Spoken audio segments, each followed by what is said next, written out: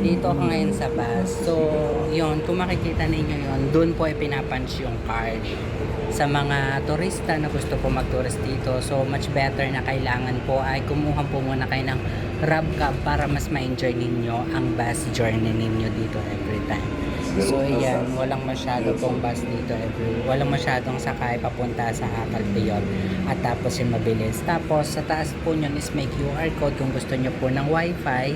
I-scan nyo lamang po ang QR code everyone at meron na pong free wifi.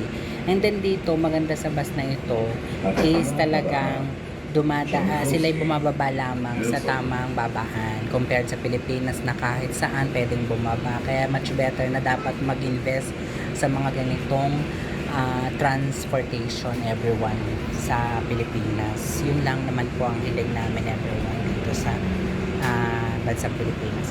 Thank you so much.